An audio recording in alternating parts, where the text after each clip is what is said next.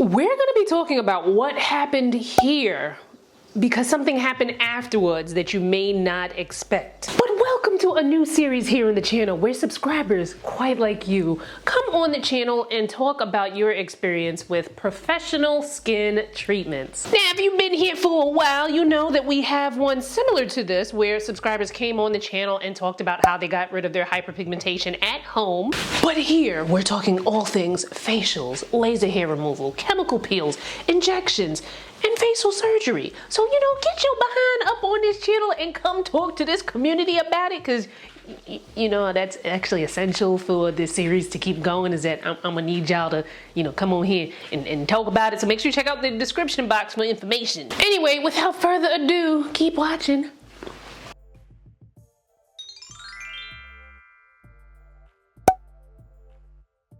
So what made you decide to get laser hair removal? So I decided to get laser hair removal because I was diagnosed with PCOS in July of 2021. And with PCOS, you do get hair growth in certain areas. I had ingrown hairs, elevated hair growth around my chin and neck area. And then with that, hyperpigmentation as well. Laser hair removal was kind of like the best option to deal with all of those symptoms that I was having. So that's why I started out. So what was your experience like? You sent me some pictures and I kind of, I know we're gonna get to the burn on the neck. We will see the tea. Yes. Yes. So talk us through the experience. What was it like? How did you find someone? Were there any downsides? What was that like? So overall, the experience was great. I really have no complaints about the experience. I went to a medical spa, and how I found the medical spa was I just went on Google and looked at the best reviews, and that's how I came across this medical spa. Went for a consultation first. The technician was great. She was very honest too. She was like, I haven't done anyone quite as dark as you before. I have done someone who's a little bit lighter, but no one quite as dark as you. So she was very upfront and very honest. So I appreciated that, because a lot of people would be like, oh yeah, sure, it'll be fine. Yeah, no problem. And then they just go for it. But she was very transparent, very open. We did a test. We did a couple of different test spots on my ankle, different settings as well, and they were fine. I felt very confident going forward with it as well. Yeah, that's basically the whole process. And then my first treatment was interesting. Yeah, so talk to us about that. Talk to us about that first treatment, girl. First treatment. So another thing that the technician did that was awesome. Was that she was like, hey, because I've never done anyone as dark as you, I'll throw in your underarms for free. Okay, no problem. So I'm like, okay, fine. You have to tell me twice. That's totally fine. So we started with my underarms, and again, we did it. We did a test spot on my underarm. Completely fine. I have a pretty high pain tolerance, so for me it was annoying, but it wasn't painful. So she did my underarms, was completely fine. She's like, okay, now I'm gonna move on to your neck. I'm like, okay. She did my neck, probably about the first couple areas. I was like, okay, yeah, it feels like my underarms. And then it started getting hot. But I was like, because in my mind, I'm like, okay, I have a high pain tolerance, whatever, just continue. Anything to get my neck where I wanted it to be. I was like, okay, I'm willing to tolerate the pain. So she kept going, and I was like, yeah, this is not in my head. I didn't say it out loud, which in hindsight, I should have said it earlier. I was like, yeah, this is getting really hot. And it felt like radiating heat. When I don't know if you ever had a sunburn, but that's the closest thing I can relate it to. And that's what my husband said. He was like, oh, it sounds like a sunburn.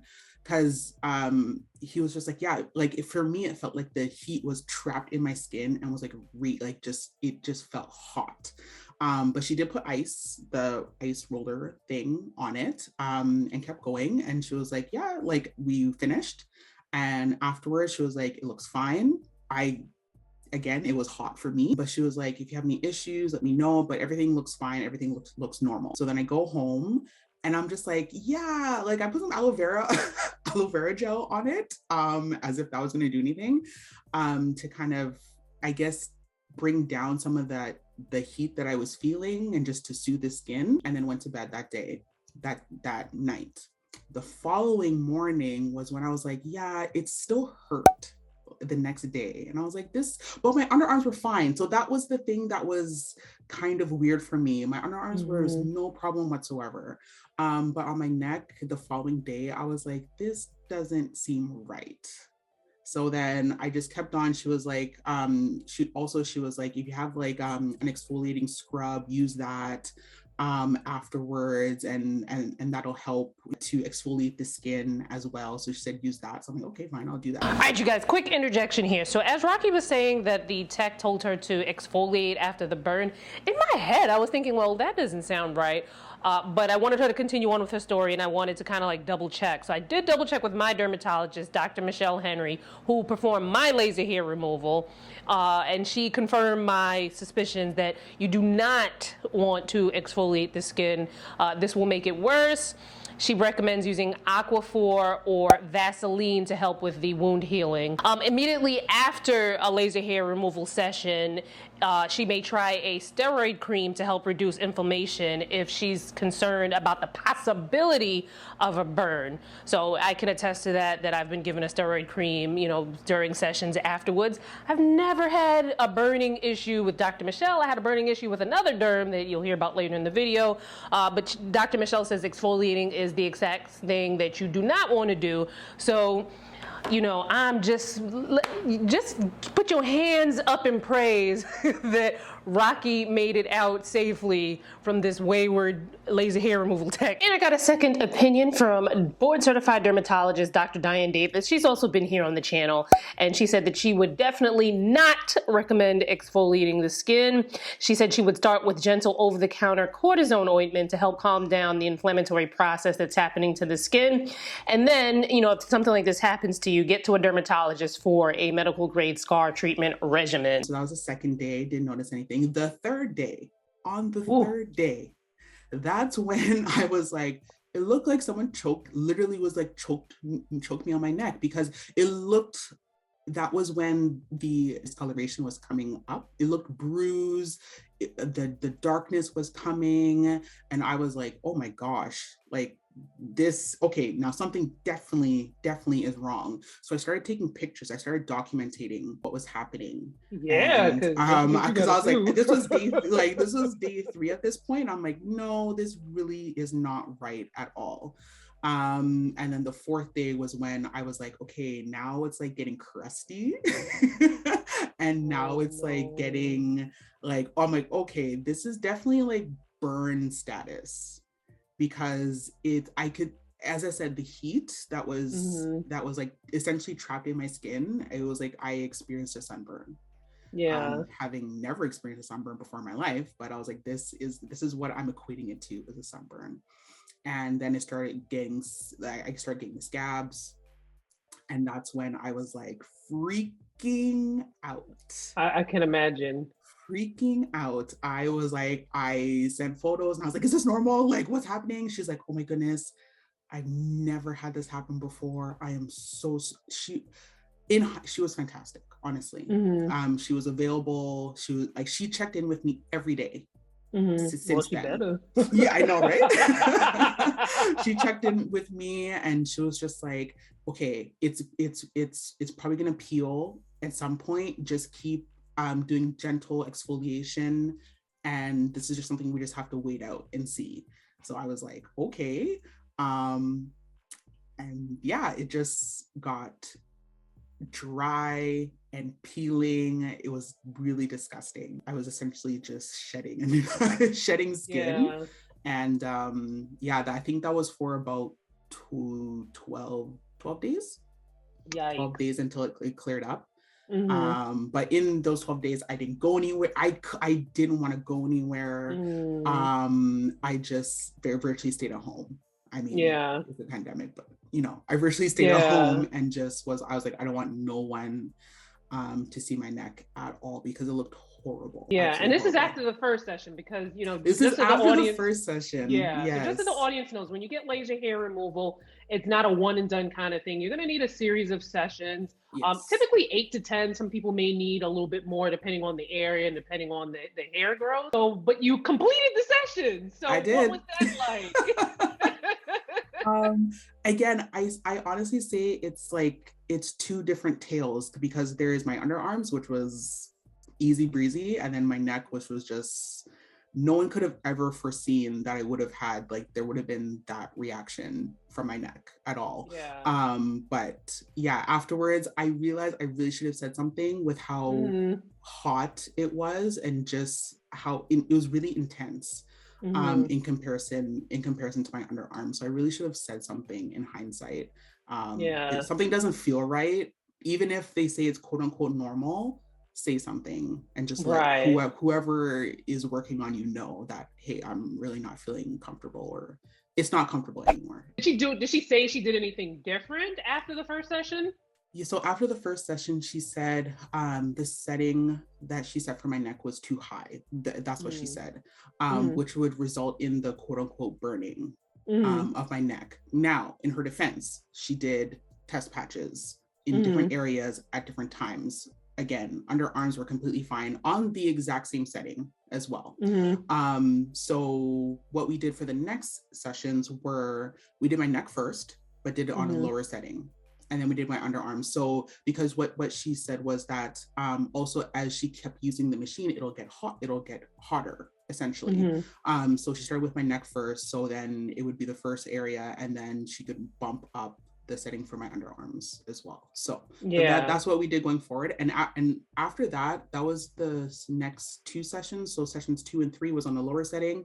Then the fourth session, she bumped up the setting on my neck, and it was completely fine. Haven't had any issues since then. Okay. So the thing with laser hair removal is that it does take a number of sessions, and each session is going to have a cost associated with it. Yes. So me personally, I'm like, gradually bring it up on the settings, slow and easy wins the race. I would rather pay for more sessions than for someone to feel like they need to hurry up and and increase the settings. I'm not saying that's what happened in your case, but I'm just, obviously saying in general. How much did it cost? I know you said that she gave you the underarms complimentary. Yes. But how much did it cost? So in total, I did 7 sessions.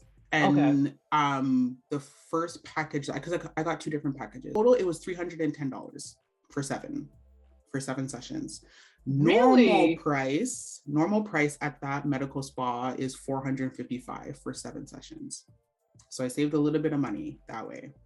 You saved a lot of money, because where I go, it's about, I want to say the range is between $250 to $500 per session.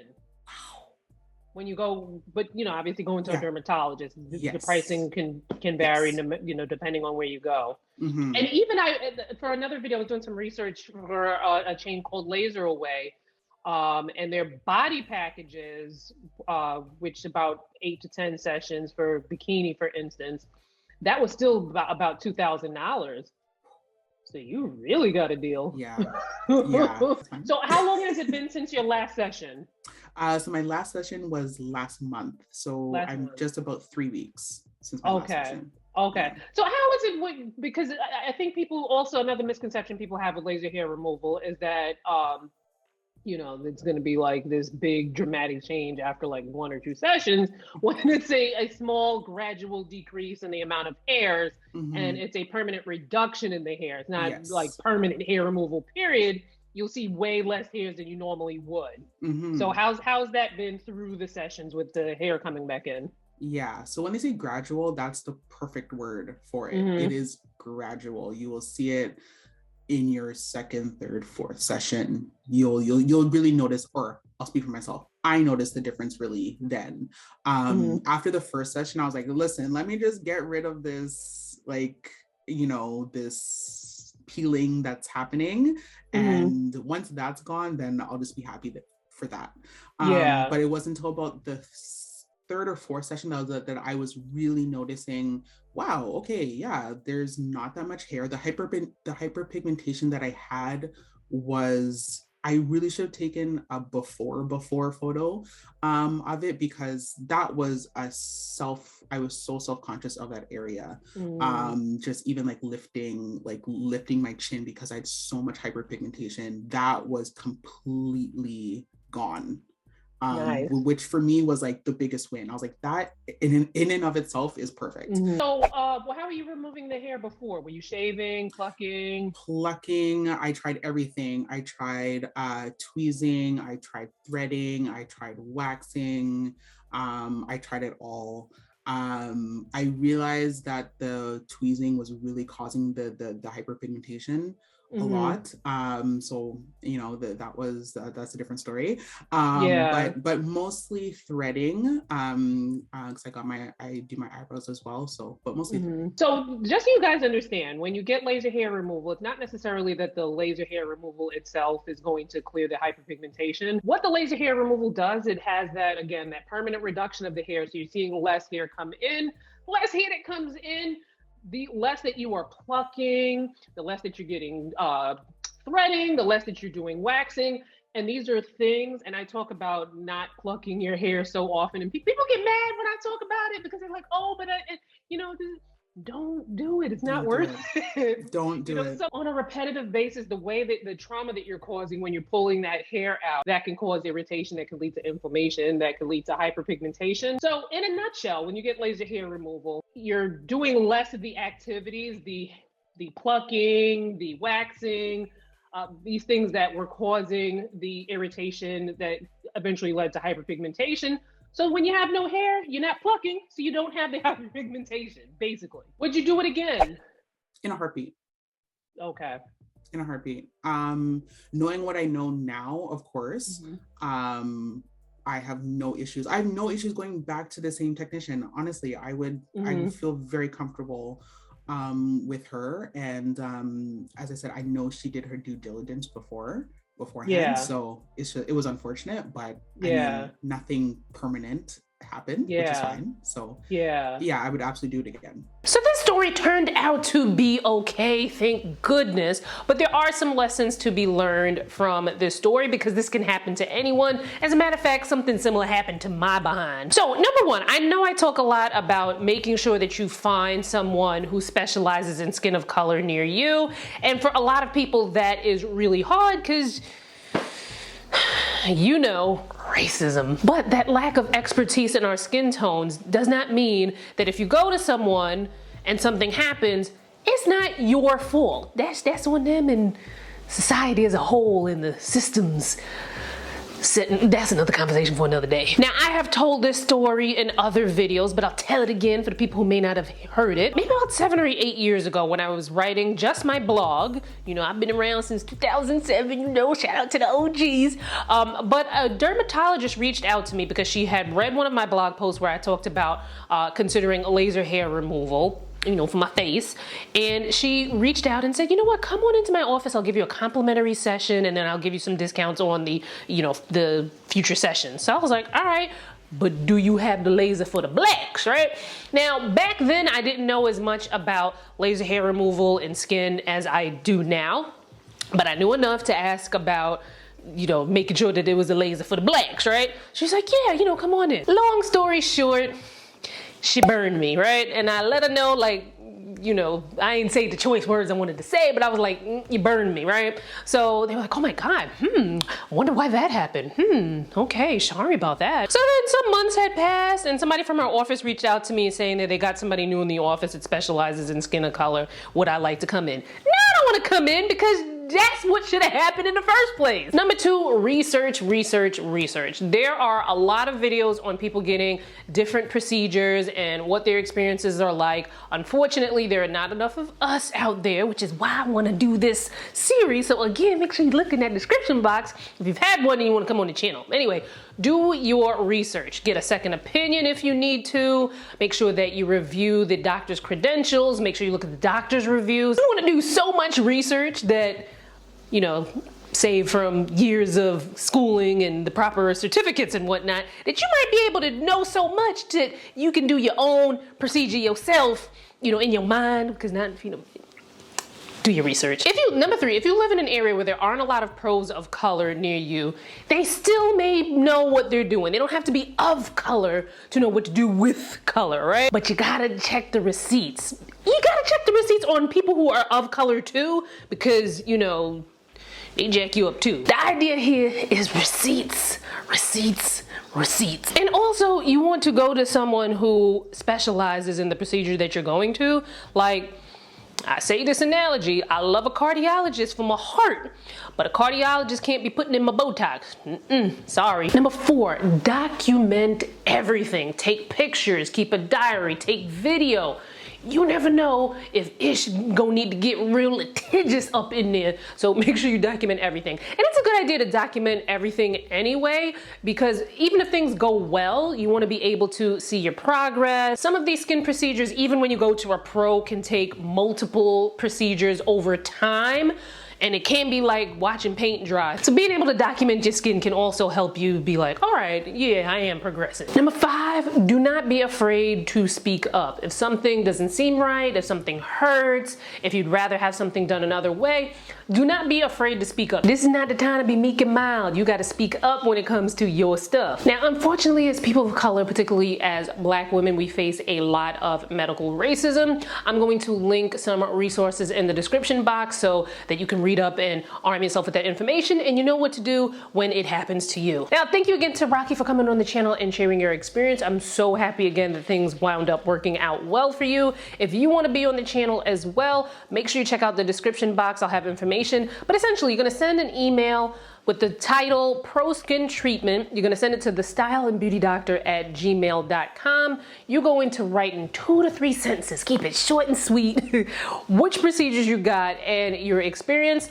along with, and this is very important, large, good quality pictures of your skin before, during, if you have them, and after your treatment. Send that information to me because I do feel that, a series like this is really important for our community. So as many of you as possible that can come on the channel, I would love it. Now, don't be scared to come on the channel because, you're scared of the trolls and whatnot. This is a really dope community. People here are really positive. They're very energetic. And, I feel the love through the computer screen from so many people here. Now, I ain't gonna lie. Sometimes people do leave nasty comments. However, I have an assistant who monitors the comments, so you won't see a lot of that nastiness here on the channel. So follow me on social. The links will be in the description box, and I will see you fine folks in my next video. Bye, guys.